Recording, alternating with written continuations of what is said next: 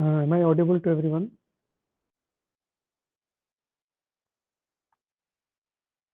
Yes, sir. Thank you. We'll start in 5 minutes at 10 o'clock.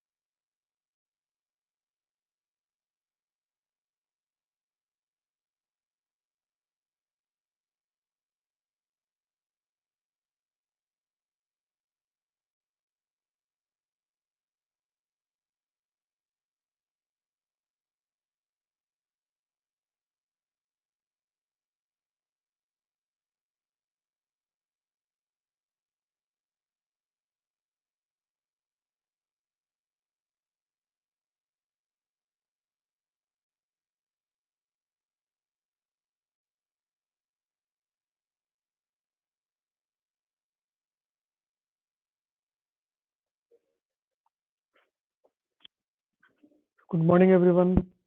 I have shared some links in the Java group.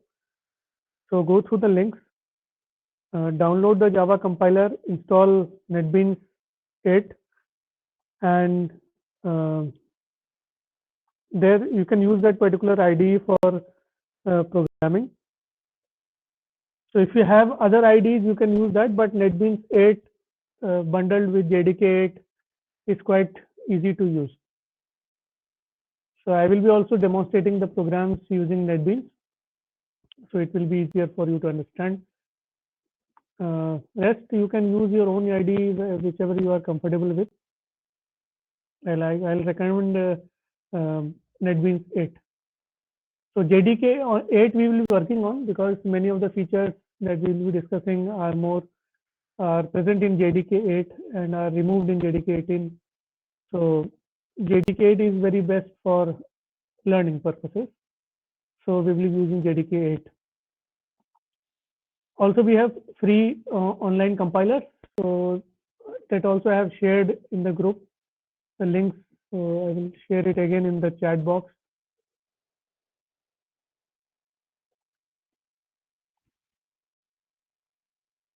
So I've shared the links for online Java compilers. You can use any of the links to use the Java compiler.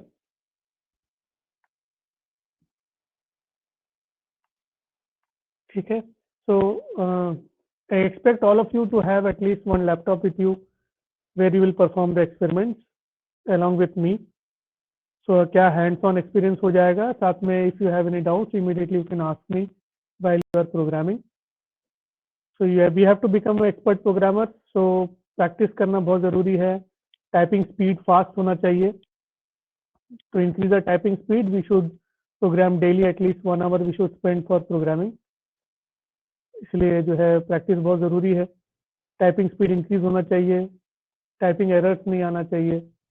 उसके लिए it needs practice. So I will suggest all of you to at least do programming 1 hour a day as a regular practice till you get a job, because when you get a job then you will be working 12 hours a day, or you might be working 9 hours a day or 8 hours a day. So you will be quite busy, but beforehand you should be ready for those kind of situations.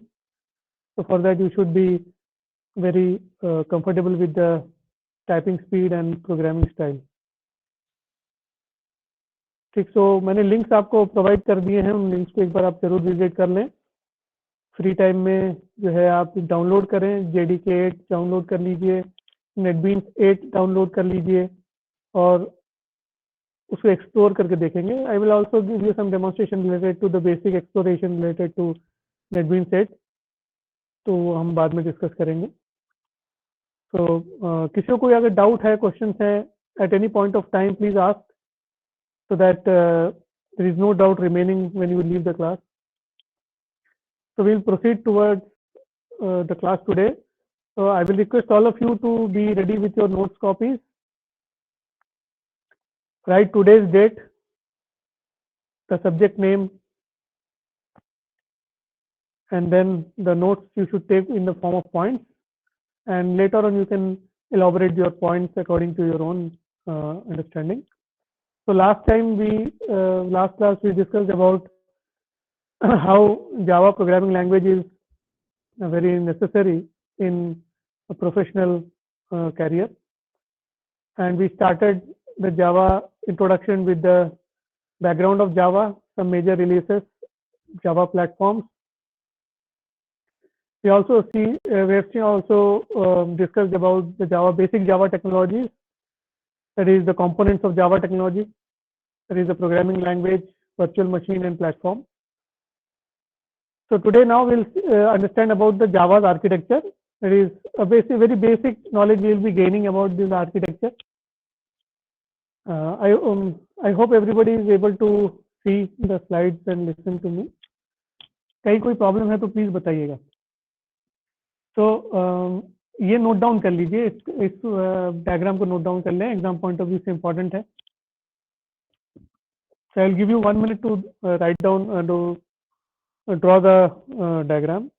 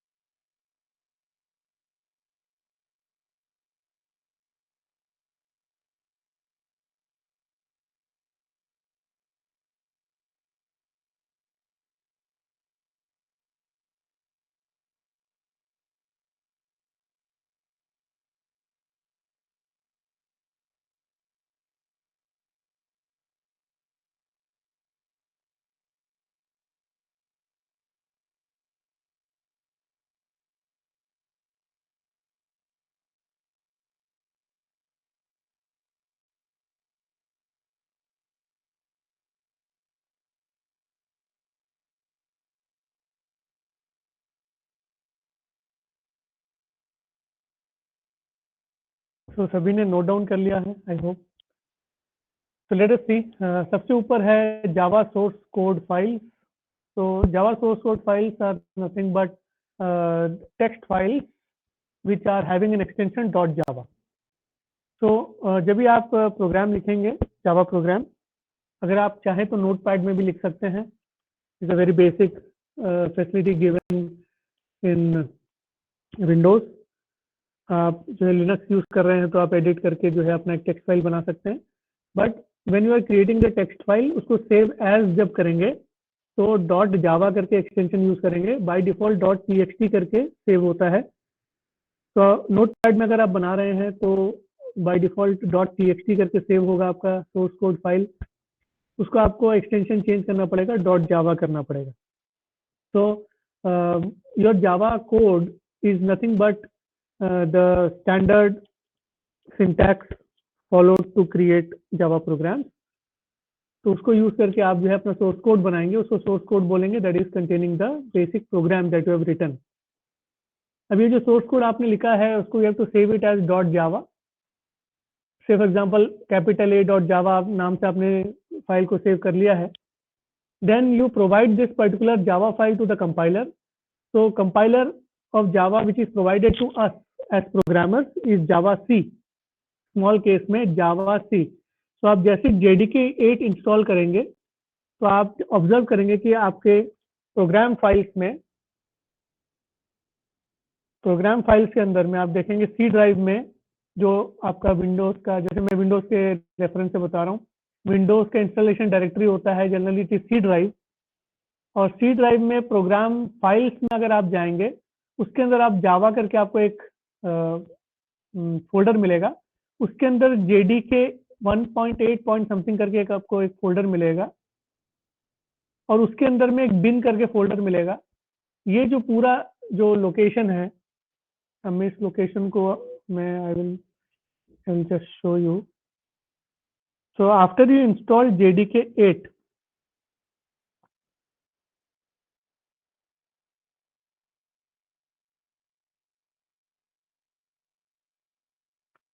so after you install JDK 8,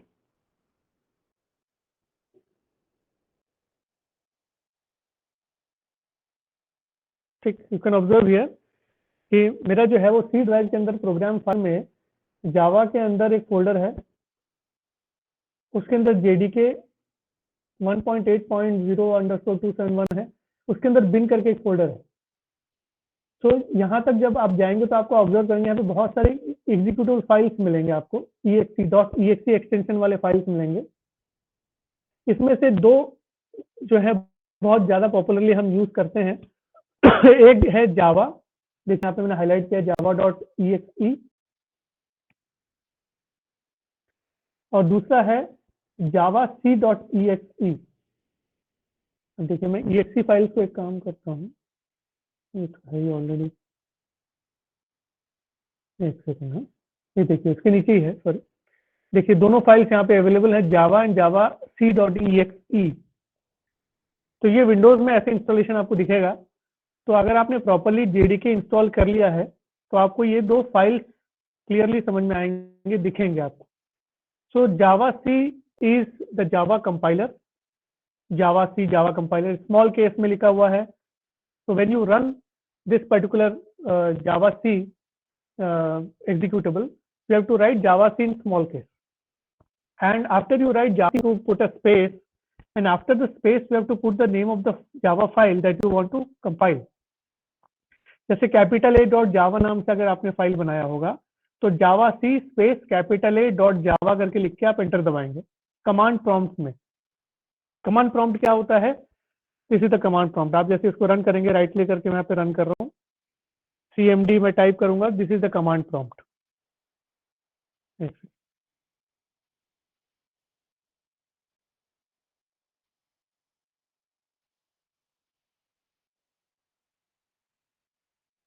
ठीक, this is the command prompt.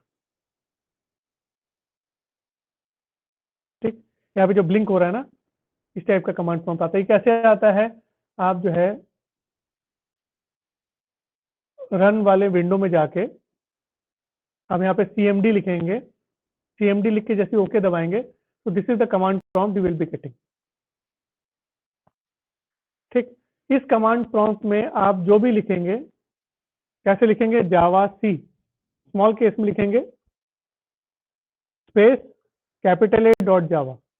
तो this will compile the dot Java file. जो आपका dot Java file जो source code file है उसको compile कर देगा।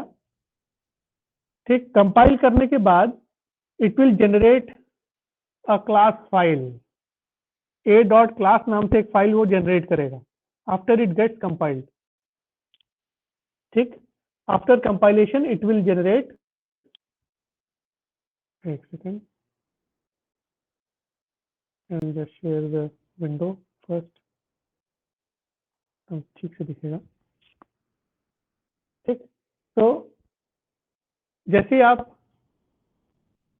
जावा C space capital A dot Java को जैसे ही आप एंटर दबाएंगे लिख के, तो आपका ए नाम से जो आपने जावा फाइल बनाया था, कैपिटल A डॉट जावा करके जो टेक्स्ट फाइल आपने बनाया था, उसमें आपका जावा सोर्स कोड था, that will get compiled.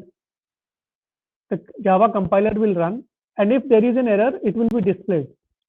And if it is having no error, then command prompt जो है वो आ जाएगा वापस, without displaying an error, command prompt वापस आ जाएगा. और जब आप ऑब्जर्व करेंगे dir कमांड यूज करके, dir कमांड यूज करके जब आप एंटर दबाएंगे, यू कैन ऑब्जर्व दैट वो a डॉट क्लास नाम से एक फाइल दिया रहा है. If the compilation is successful, then a dot class file will be created. Dot class extension नाम से एक फाइल बन जाएगा. This class file is called as the bytecode file.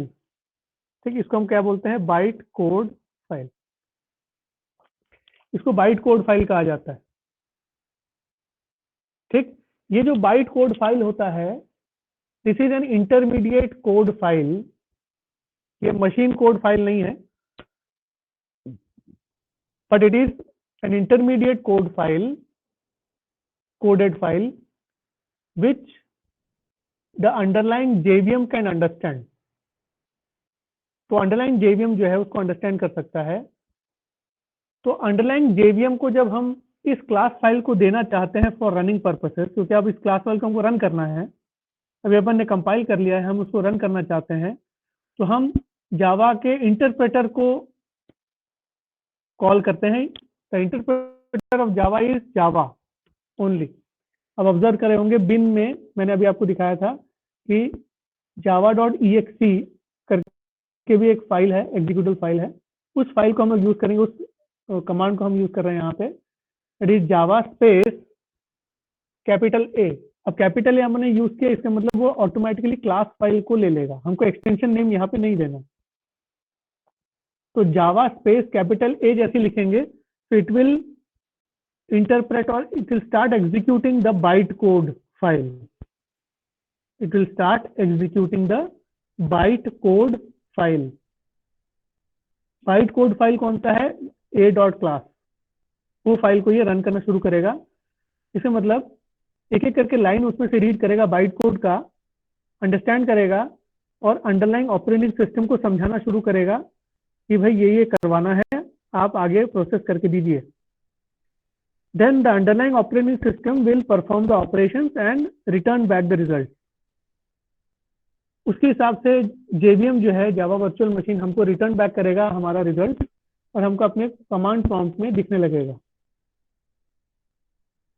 तो this is a very basic process used. मैं इसको आपको वापस स्लाइड में लेके जा रहा हूँ.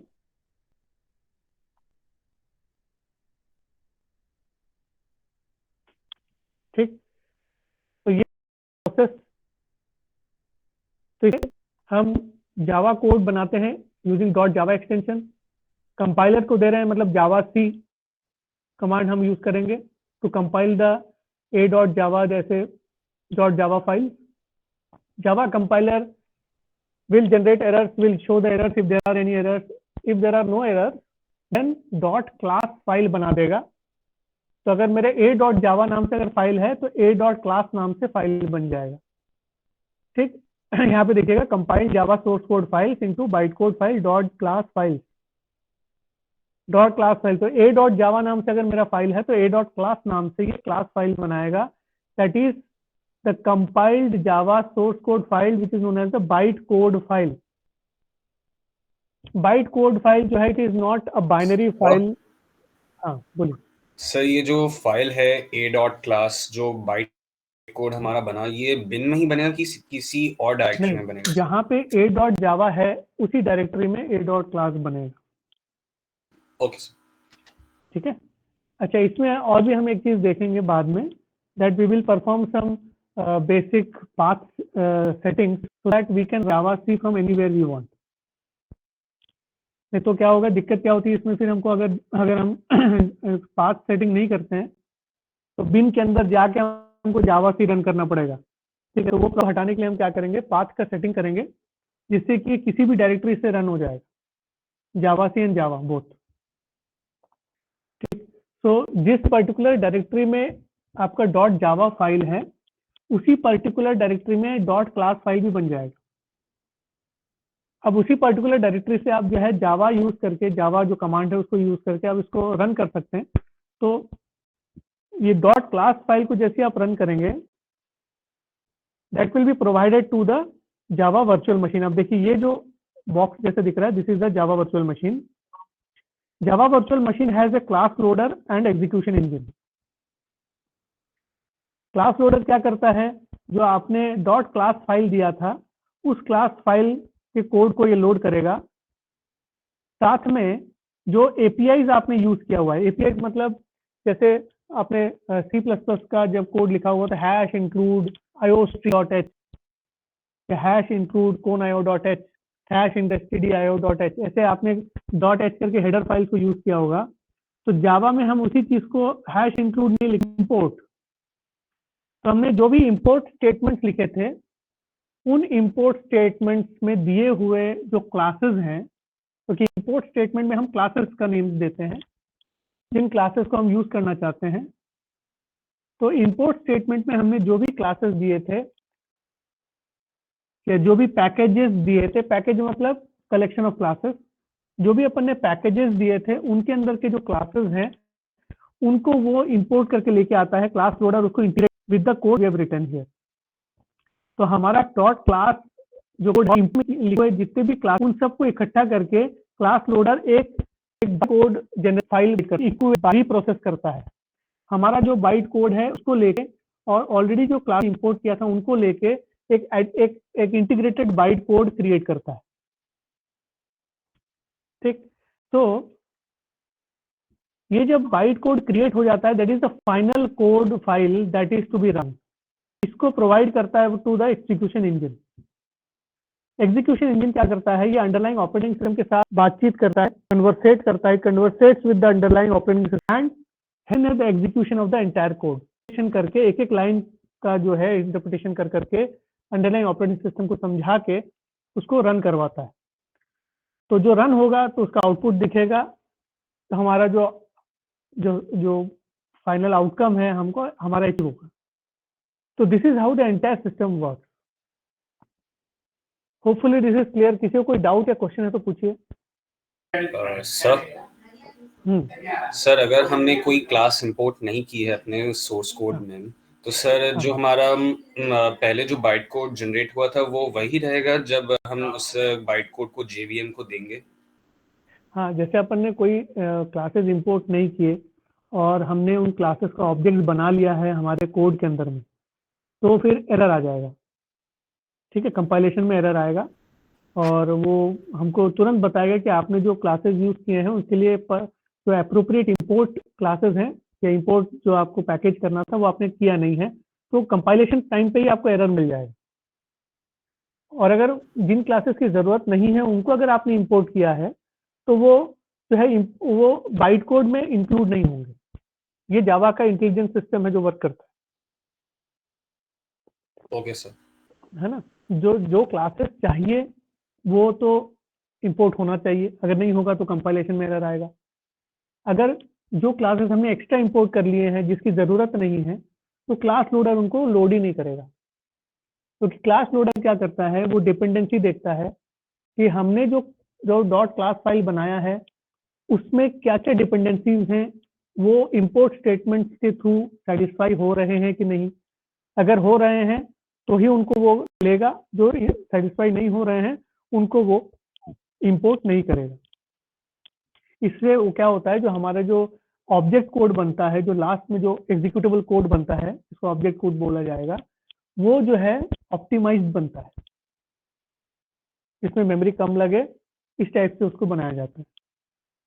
ठीक, तो क्लास लोडर फाइनली जब बनाएगा अपने कोड को, वो ऑप्टिमाइज करके बनाएगा और एग्जीक्यूशन इंजन को प्रोवाइड करेगा for further execution. Okay sir.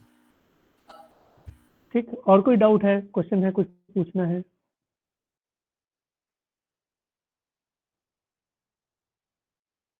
So I will request all of you to note down this entire diagram, and also I hope all of you have written the points that I have discussed now.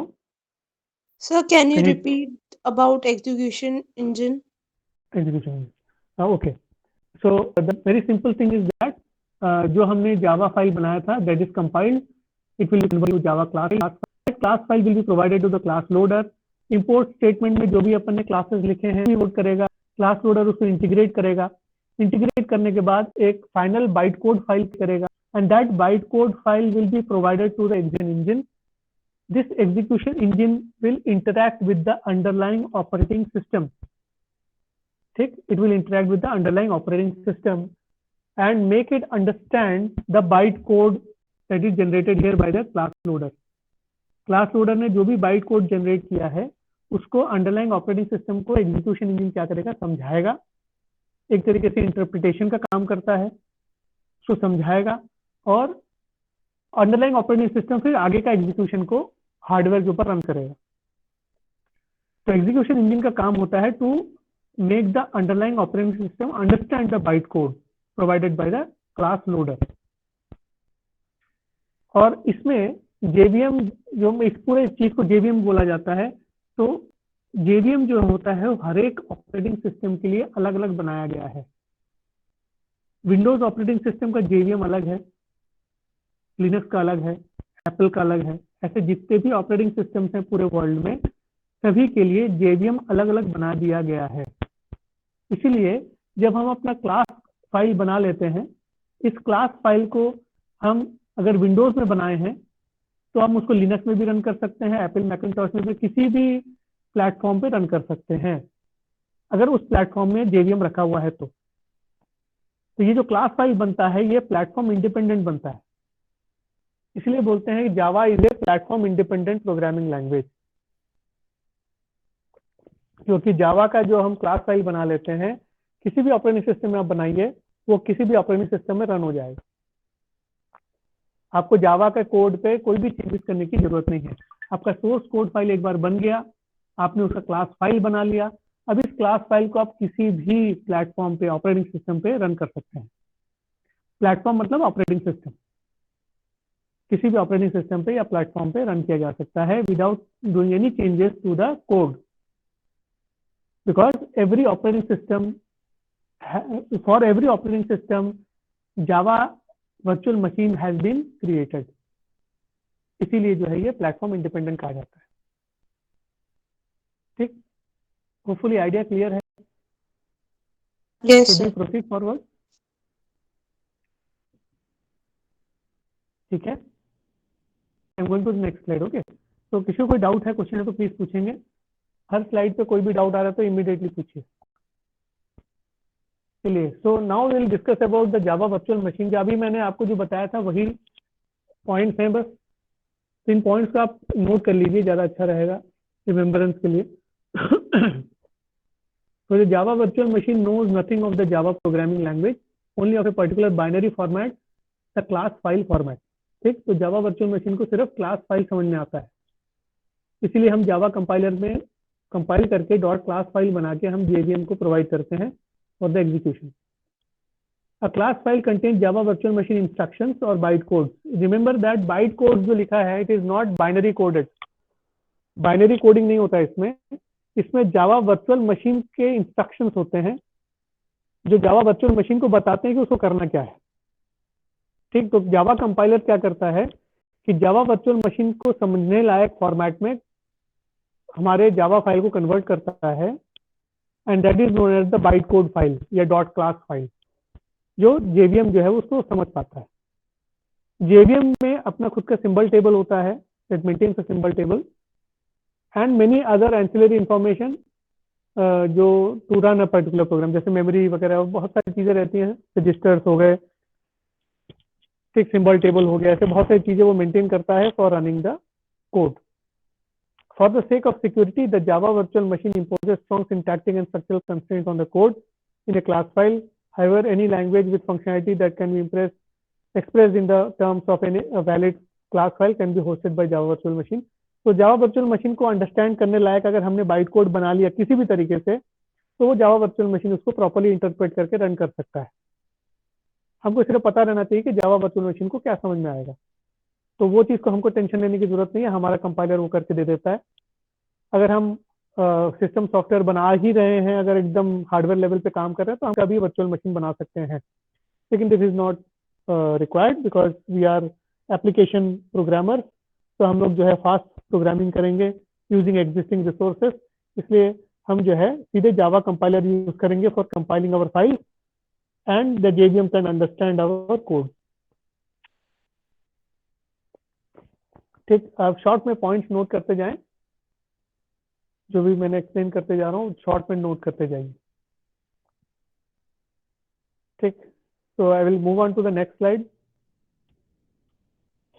ठीक, कोई भी doubt या question आता है तो please immediately पूछिए. Now comes the case sensitivity and naming convention.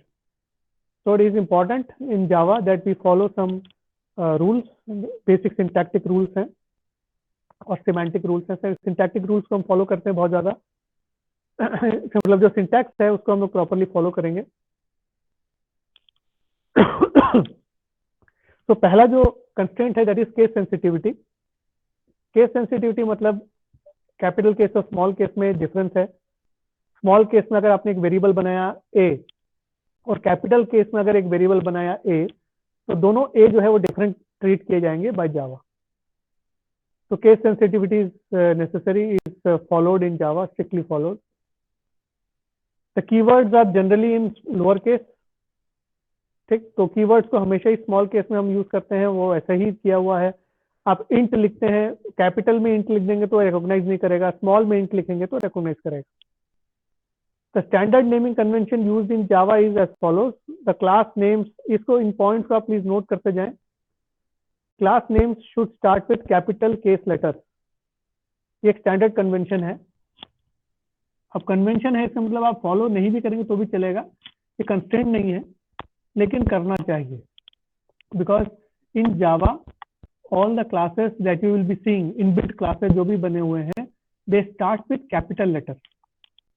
अब इसका फायदा क्या है, देखिए कि आप अगर अपने कोड को लिखे, किसी और ने अगर कोड को लिखा है जावा में और उसने कन्वेंशन फॉलो किया है, तो आप जैसे ही उस फाइल को, जैसे उस कोड को रीड करेंगे, आपको तुरंत समझ में आने लगेगा कि कौन सा क्लास है, कौन सा मेथड है, मतलब फंक्शन कौन सा है और कौन सा क्लास है, आपको समझ में आने लगेगा. तो कन्वेंशन यूज करना चाहिए.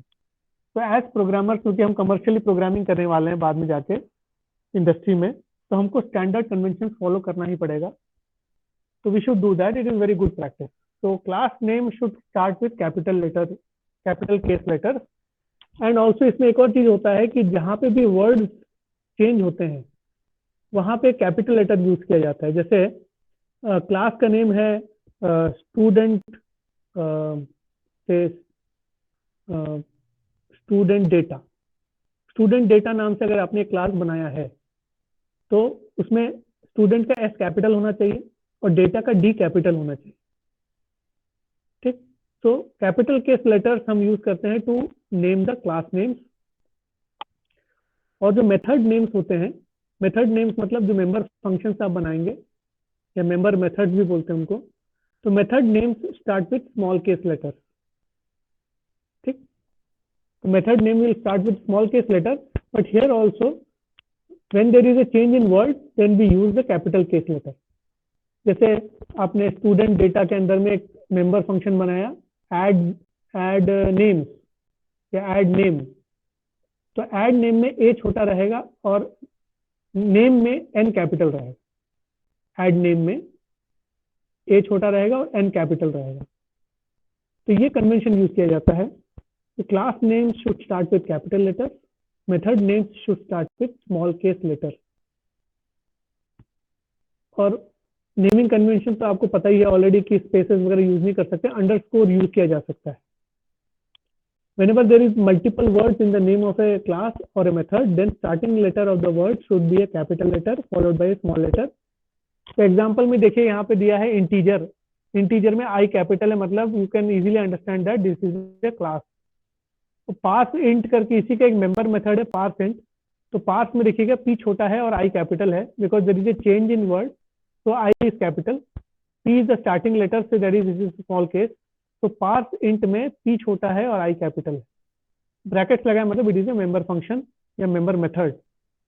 ठीक है, सो इस टाइप का कन्वेंशन यूज करना है. Hopefully this is clear. किसी को कोई डाउट है क्या इसमें? Anybody having any doubt please ask.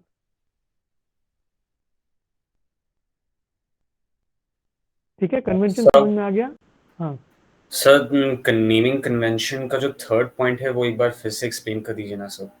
हाँ एक सेकंड ना, मैं आपको जो है ना जस्ट डिस्प्ले समथिंग का अंडरस्टैंड करने में आसानी रहेगा.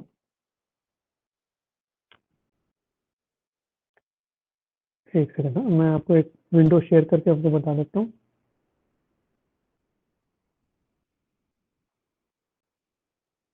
एक सौ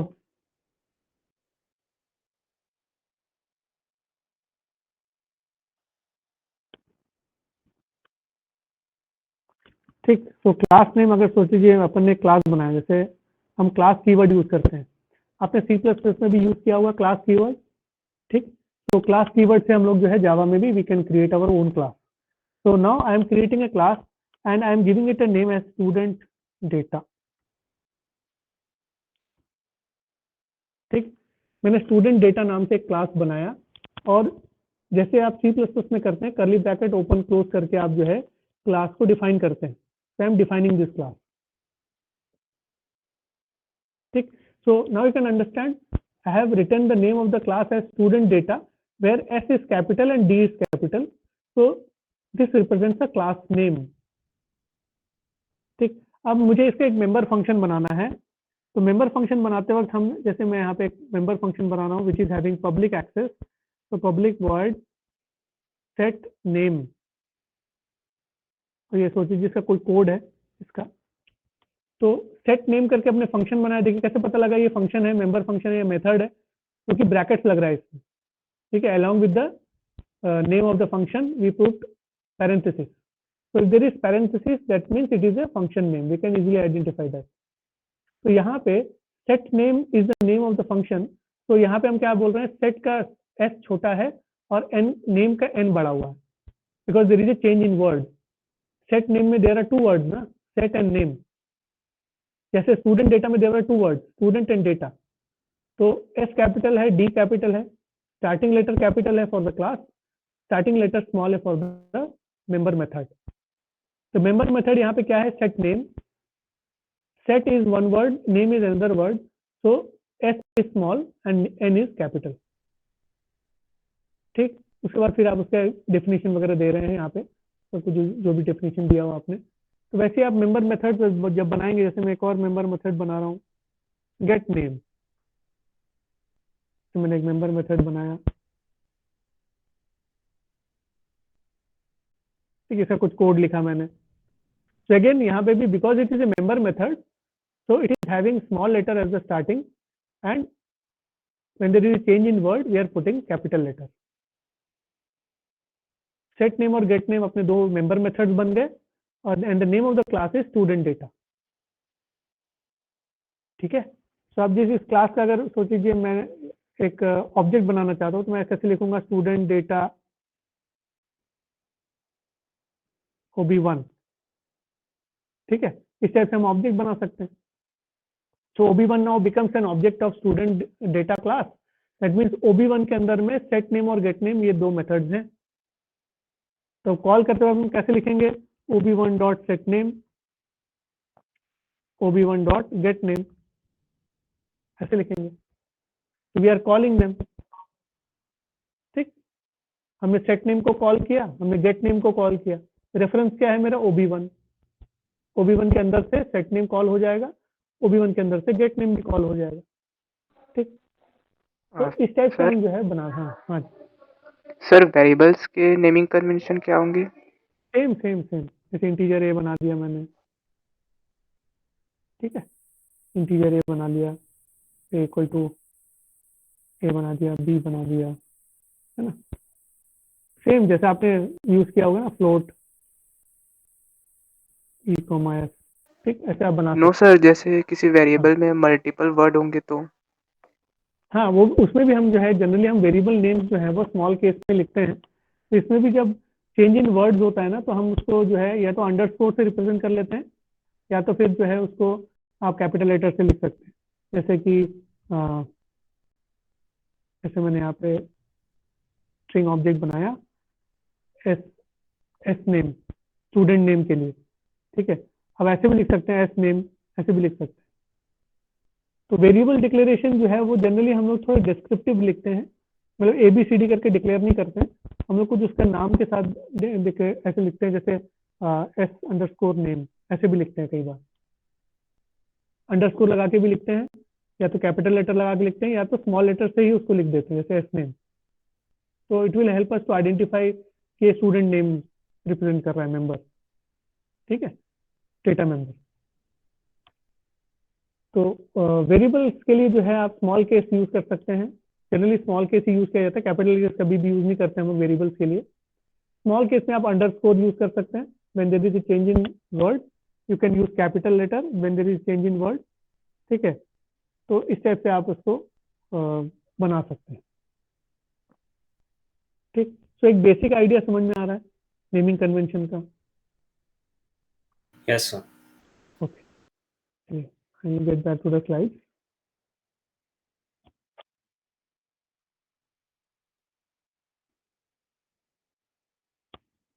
ठीक। सो नेमिंग कन्वेंशन में ये हमने अभी जो देखा है, this is the standard naming convention. Next comes reserve keywords.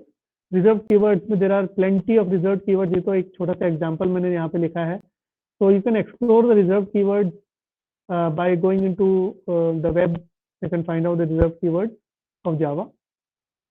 तो इसमें आप ऑब्जर्व एक चीज करेंगे जरूर कि इसमें बहुत सारे रिजर्व कीवर्ड्स हैं जो दे match with C++।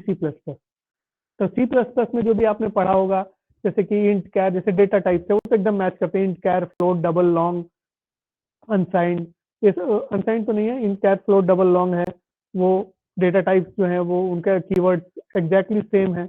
If else, for, switch case, ये सब जो है एग्जैक्टली सेम है। क्लास, ठीक है, ये सब एग्जैक्टली सेम है।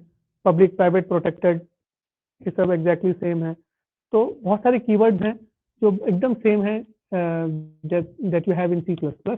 Apart from that, we'll be seeing all, as and when it is required, I will be displaying the keywords. So keywords का क्या खासियत है? You already know that they are reserved keywords, so they are all small case letters, and you cannot use reserved keywords for declaring variables. ठीक है, variable के identifiers आप बना नहीं सकते उससे, वेरिएबल्स या क्लास नेम्स या आपके अपने खुद के कस्टमाइज कोई नेम्स नहीं बना सकते using those reserve keywords.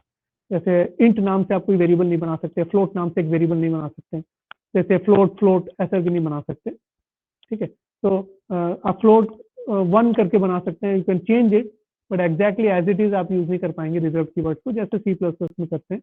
Exactly same concept यहाँ पे भी है। Then is a concept of identifiers. You already know about identifiers. So anything that you create yourself to identify something. तो हम क्या चीज आइडेंटिफाई करने के लिए बनाते हैं? हम जनरली वेरिएबल्स बनाते हैं, कांस्टेंट बनाते हैं, क्लास नेम्स बनाते हैं और मेथड नेम्स बनाते हैं, ठीक। यही सब चीजें हम बनाते हैं। क्या क्या चीजें बनाते हैं हम लोग? वेरिएबल्स बनाते हैं, कॉन्स्टेंट्स को बनाते हैं अपने हिसाब से, मेंबर मेथड्स का नेम्स को बनाते हैं अपने हिसाब से रखते हैं, मेंबर मेथड नेम्स, और क्लास नेम्स को अपने हिसाब से बनाते हैं। तो ये सभी चीजें जो हम बनाते हैं उनको आइडेंटिफायर्स कहा जाता है। और आइडेंटिफायर्स को जब हम बनाते हैं तो बहुत सिंपल सा नेमिंग कन्वेंशन यूज करते हैं। वहां पे जो सिंटैक्स है उसका ऐसा होना चाहिए कि it should start with alphabet और अंडरस्कोर। तो दो ही चीजें अलाउड है, जैसे एग्जैक्टली C++ में जैसा है एग्जैक्टली वही है कि the starting letter of any identifier can be either alphabet, small case या अपर केस अल्फाबेट हो सकता है, या तो फिर अंडरस्कोर से शुरू हो सकता है, ठीक। और उसके बाद जो है आप बाकी के जो है आप उसमें लेटर्स या नंबर्स भी यूज कर सकते हैं for representing the identifier, but we can not use spaces, white spaces use नहीं कर सकते while we are declaring the identifier. ठीक, तो एक बेसिक एग्जांपल मैं आपको अभी बता देता हूँ.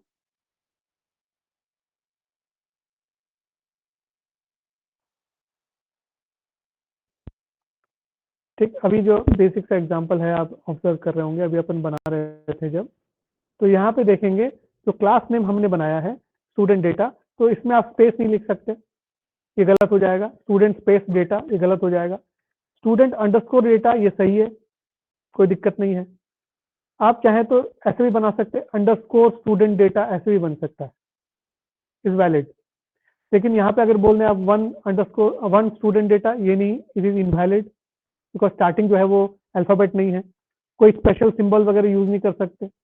अच्छा, आप जो है आइडेंटिफायर के बीच में कहीं स्पेशल सिंबल यूज नहीं कर सकते, गलत हो जाएगा. स्टूडेंट @ डेटा, ये गलत हो जाएगा, आइडेंटिफायर नेम गलत हो गया. सिमिलरली जो क्लास आइडेंटिफायर नेम आप यूज करें, exactly same for the variables, exactly same for the function name या मेथड नेम. ठीक, तो starting should always be an alphabet, starting should always be an alphabet, या अंडरस्कोर से भी हो सकता है, जैसे अंडरस्कोर एस नेम हो सकता है. ठीक, वन एस नेम अलाउड नहीं है, @ एस नेम अलाउड नहीं है, S नेम अलाउड नहीं है, S स्पेस नेम अलाउड नहीं है, S_ नेम अलाउड है. तो दिस इज द स्टैंडर्ड. ये तो C++ में भी सेम चीज है जो हमने ऑलरेडी किया हुआ है. I hope this is clear. किसी को डाउट है क्या इसमें? सर जी, सर जावा में पॉइंटर्स का कंसेप्ट होता है? जावा में एक्चुअली इंटरनली पॉइंटर्स यूज किया जाता है, लेकिन for programmers the pointers are not made available, they are not available to the programmers. Internally they are available for the JVM to work on. Okay sir. चलिए, तो next slide में जा रहे हैं.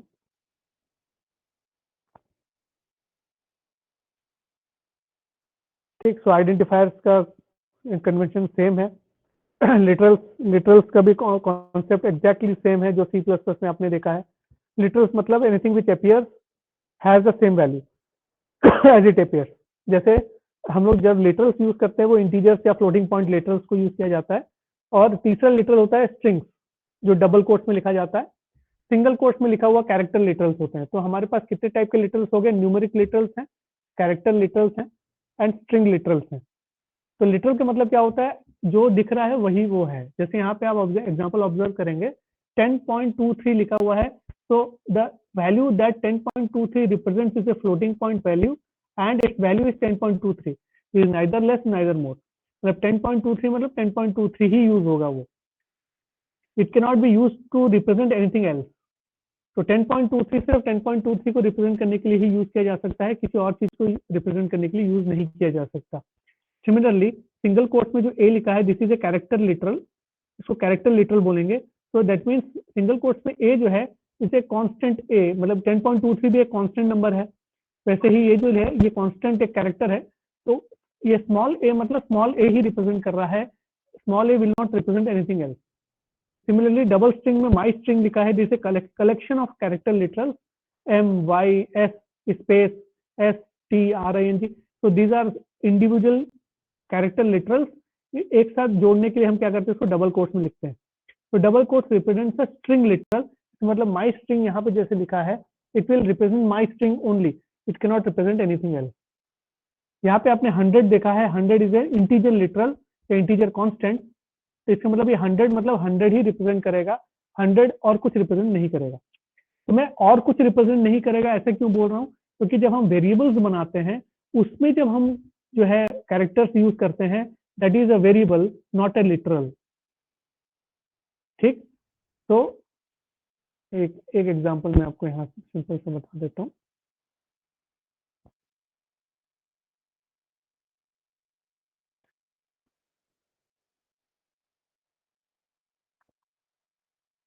ठीक, अब जैसे यहाँ पे अपन ने एक क्लास बनाया, इसमें अपन ने एक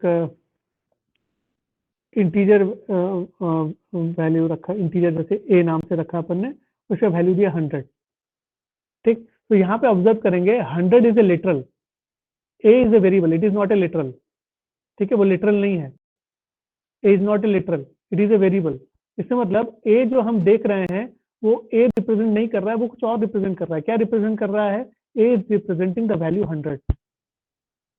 लेकिन 100 अगर हम देखें, it is a integer literal, मतलब इंटीजर कांस्टेंट है वो, तो 100 represent 100, it does not represent anything else. तो ये डिफरेंस होता है between A literal and a constant, literal and a variable. तो ये वेरिएबल जो है it is representing A, but it is having a value of 100, 100 is representing 100 and it is having the value 100। 100 जैसा है वैसा ही है, लेकिन a जैसा है वैसा नहीं है, क्योंकि a जो है उसके अंदर 100 रखा हुआ। तो it's a very basic difference. ये सेम चीज C++ में भी आपने देखा है। I hope this point is clear.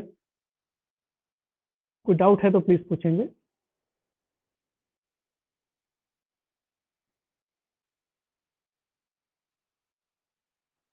ठीक, so I am taking things light little bit slow, because basic चीजें हैं। एक बार बेसिक चीजें आपको अच्छे से क्लियर हो जाए, उसके बाद हम थोड़ा फास्ट मूव करेंगे। ठीक है, next comes the concept of primitive data type. Same है एग्जैक्टली आपके जो C++ में आपने देखा था, बस इसमें साइज का डिफरेंस है। ठीक है, बाइट साइज बिट साइज का डिफरेंस है। देखिएगा यहाँ पे एक बुलियन करके एक एक्स्ट्रा आ गया है जो C++ में नहीं था। तो बुलियन रिप्रेजेंट्स 1 बिट, ट्रू या फॉल्स। ठीक है, बुलियन वैल्यू जो होता है ना, उसमें ट्रू या फॉल्स वैल्यूज आते हैं। इसमें ट्रू या फॉल्स वैल्यूज आते हैं, TRUE करके यूज किया जाता है। True represents a bit value 1 and FALSE represents a bit value 0। तो आप बुलियन वेरिएबल्स क्रिएट कर सकते हैं, बुलियन कॉन्स्टेंट्स क्रिएट कर सकते हैं। कैर करके आप यूज करके कैरेक्टर वेरिएबल्स यूज कर सकते हैं। बाइट करके आप बाइट जो है 8 बिट का आप जो है वेरिएबल बना सकते हैं। शॉर्ट करने से 16 बिट का वेरिएबल बन सकता है। इंट लिखने से आप 32 बिट के वेरिएबल्स बना सकते हैं। लॉन्ग लिखने से 64 बिट के वैल्यूज रखने के लिए। ये न्यूमेरिक हो गए सब, है ना, ये सभी न्यूमेरिक हो गए। इसमें से बुलियन जो है वो ट्रू फॉल्स रखता है अपने अंदर। कैर जो है वो कैरेक्टर्स रख सकता है, यूनिकोड कैरेक्टर्स रख सकता है अपने अंदर। Byte, short, int, long, float, double सब न्यूमेरिक वैल्यूज रखेगा अपने अंदर। तो this is the range which is given here. Right side में आप ऑब्जर्व करेंगे रेंज दिया हुआ है। तो बाइट जो है वो -128 से लेकर +127 तक इसका रेंज है। शॉर्ट का रेंज है, इंच का रेंज है, ये सब। तो इस बहुत ज्यादा इसको रिमेंबर करने की आपको जरूरत नहीं पड़ेगी, बस आप बिट्स को थोड़ा ध्यान रखिएगा, बस उसी से काफी रहेगा। रेंज को उतना रिमेंबर करने की जरूरत नहीं है, बिट्स को रिमेंबर कर लीजिए, क्योंकि एग्जाम पॉइंट ऑफ व्यू से कभी कभी बिट्स के बारे में पूछा जा सकता है कि कैर कितने की बिट्स का हो गया बाइट, मतलब एक एक दोनों नंबर के क्वेश्चन, ट्रू फॉल्स टाइप के क्वेश्चन में भी आता है। तो उसको रिमेंबर करने के लिए आपको जरूरत पड़ेगा।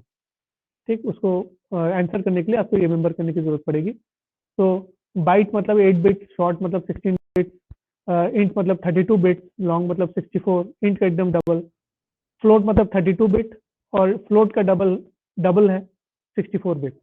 फ्लोट और डबल दोनों फ्लोटिंग पॉइंट है। इंट, लॉन्ग, शॉर्ट, ये सब देखिए बाइट, शॉर्ट, इंट, लॉन्ग सब साइंड इंटीजर्स हैं या इंटीजर वैल्यू। कैर जो है यूनिकोड कैरेक्टर वाला वैल्यू रखता है। बुलियन जो है ट्रू फॉल्स रखता है, दैट इज 1 बिट का वैल्यू रखेगा। And we don't use 0 1, we use true and false. ठीक है, इसको याद रखिएगा। C++ में 0 मतलब फॉल्स था, नॉन जीरो मतलब ट्रू था, लेकिन जावा में ऐसा नहीं होता। जावा में जो है 0 1 2 3 जो भी आप यूज करेंगे, that is not treated as boolean values, तो उसमें एरर आ जाएगा। तो आपको बुलियन वैल्यू स्पेसिफिकली यूज करना पड़ेगा, ट्रू फॉल्स करके यूज करना पड़ेगा, TRUE FALSE। तो कीवर्ड्स हैं, ये स्मॉल केस में है, इनको यूज करना पड़ेगा। Will see some examples later on, but just for knowledge से इसको ध्यान रखिएगा, इसको नोट करके रख लीजिएगा। ठीक, अभी तक जो डिस्कशन हुआ है, I think things are clear. किसी को कोई डाउट है, क्वेश्चन है तो प्लीज पूछे। I will proceed to the attendance. So is it clear? If you have any doubts or questions, please ask. Sir, why do we use public keyword? Public keyword हम लोग बाद में देखेंगे। अभी हम जब क्लासेस के बारे में डिस्कस करेंगे ना, तब मैं आपको बताऊंगा। ये आपने C++ में तो पढ़ा होगा, पब्लिक प्राइवेट प्रोटेक्टेड। C++ में पढ़े थे क्या? Yes sir, yes sir. Exactly वही काम है इसमें, है ना। इसमें एक्चुअली थोड़ा सा कॉन्सेप्ट आता है पैकेज का। तो जब हम पैकेज के बारे में डिस्कशन करेंगे ना, तब हम और क्लियरली समझ पाएंगे पब्लिक प्राइवेट प्रोटेक्टेड का क्या मतलब होता है। ठीक है, सी प्लस प्लस में उसका मीनिंग जैसा था सिमिलर है, इसका भी सेम है मीनिंग ऑलमोस्ट, लेकिन ये पैकेज के रेफरेंस पे आता है एक्चुअली। तो will first understand what is the package, then will see how public private protected work inside package. ठीक है, तो कॉन्सेप्ट वाइज सेम है ना, जो सी प्लस प्लस में कॉन्सेप्ट था एग्जैक्टली वही सेम कॉन्सेप्ट है, but it is little bit of modification. वो मैं आपको बाद में हम डिटेल में डिस्कस करेंगे। सर हाँ बताइए। सर पैकेज के रेफरेंस में का मतलब है कि जैसे हम वहाँ सी प्लस प्लस में सिर्फ फंक्शंस के लिए यूज करते थे इन हाँ। कीवर्ड्स को, यहाँ हाँ। पे पैकेजेस के लिए भी यूज कर सकते हैं। हाँ, पैकेजेस बनाते वक्त हम खुद का भी पैकेज बना सकते हैं। जब हम खुद का पैकेजेस बनाएंगे तो उसका भी नेमिंग कन्वेंशन हम क्लास के नेमिंग कन्वेंशन की जैसे बना सकते हैं, और क्लास और वेरिएबल्स के नेमिंग कन्वेंशन के हिसाब से बनाते हैं। ठीक, उसका थोड़ा मीनिंग थोड़ा सा अलग होता है, मतलब हम डिटेल में बात करेंगे एक्चुअली। क्या है कि वो रेफरेंस जैसे सामने आपको दिखाऊंगा मैं एग्जाम्पल, तो आप लोगों को ज़्यादा अच्छे समझ में आएगा। ठीक है, तो just for basic understanding, package का मतलब समझ लीजिए एक फोल्डर है, और फोल्डर के अंदर हमारे क्लासेस रखे हुए हैं, तो that folder name is the package name. ठीक है, वो कॉन्सेप्ट है यहाँ पे, उसी को हम यूज करें। बहुत कॉन्सेप्ट है, उसको हम लोग प्रैक्टिकली करके भी देखेंगे। ठीक, तो अटेंडेंस शीट में शेयर कर रहा हूँ अभी।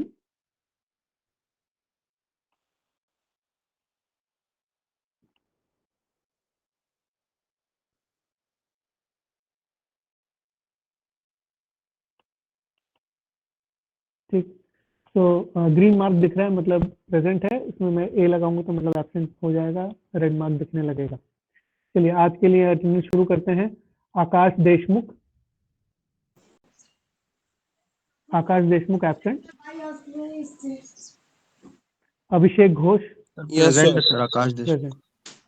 आकाश देशमुख प्रेजेंट है। Yes sir. ठीक, Abhishek Ghosh is present. Abhishek Madhukar present sir. Abhishek Pandey present sir. ठीक, जिनका जिनका होते जा रहा है they can leave the meeting. Abhishek Tirkey present sir. Aditya Muni present sir. Akshat Pandey present sir. Aman Zaid, Aman Zaid absent. Aman Bhagat, Aman Bhagat absent. Amit Gupta, yes sir. Amit Gupta present. Amitesh Patra present sir. Present. Aniket Nayak, present sir. Ankit Kumar, present sir. Anushka Yadav, present sir. Apurva Singh, present sir. Aviral Chaturvedi, Aviral Chaturvedi absent. Ayush Gaur, Ayush Gaur absent. Gaurav Singh, present sir. Harsh Khatri, Harsh Khatri absent. Harshit Soni, Harshit Soni absent. Ishab Thakur, present sir. Jafreen, Jafreen James absent. Chirag present sir. Present. Kishore Bhushan, present sir. Krishna, Krishna Singh absent. Kushal Punem, Kushal Punem absent. Manas Banjare, Manas Banjare absent. Mihir Singh Netam present sir. Present. Mithilesh Yadav present sir. Present. Mohit Kumar, present sir. Naman Dave, present sir. Namshit Manikpuri, present sir. Navneet, Navneet absent. Gaurav Kumar Naidu absent. Present sir. Sir Gaurav Kumar Naidu present. Present. Parikshit Singh, Parikshit absent. Piyush Kumar Dewangan, present sir. Rajat Nayak, present sir. Ranjeet Ranjan, present sir. Ritesh Kumar Pradhan, present sir. Sakshi Pandey, Present, sir. S V Mohit Kumar, present sir. Sachin Kumar Gilhare, present sir. Sanamdeep Singh Bhatia, Sanamdeep Singh absent, Excuse me, sir. Sanskar Sanamdeep Singh,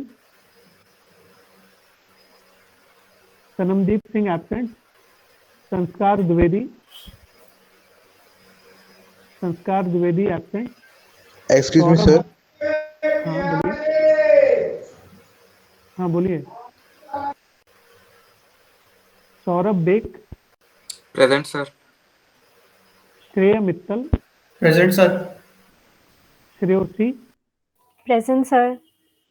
Surabhi, Present, sir. Suyash, present sir. Swastik, present sir. Sweety, Present, sir. Tejas, Tejas absent, Urmi Sahu, Present, sir. Vansh, present sir. Vishesh, present sir. Vishisht, present sir. Vyas, present sir. Yaman Kumar, present sir. Yash Raj, present sir. Yash Sakre, present sir. Rishabh Agrawal, present sir. Rohit Kushwaha, Rohit Kushwaha absent, Domendra Thakur, sir Rohit Kushwaha present sir, वो mic काम नहीं कर रहा। ठीक, Domendra Thakur, Domendra absent, Sanjana Gupta, Present, sir. Ashish Banjare, Present, sir. Rahul Sahare, Rahul Sahare absent, Saniya Khan, Present, sir. ठीक, thank you very much. Excuse me, sir. हाँ जी बोलिए। Sir B34 present sir. Sir वो मेरे माइक काम नहीं कर रहा, तो फिर से एग्जिट करके फिर से ज्वाइन किया था। नवनीत ना, यस सर। ठीक, प्रेजेंट कर दिया बेटा। Okay done, so we can leave the meeting now. Thank you so much.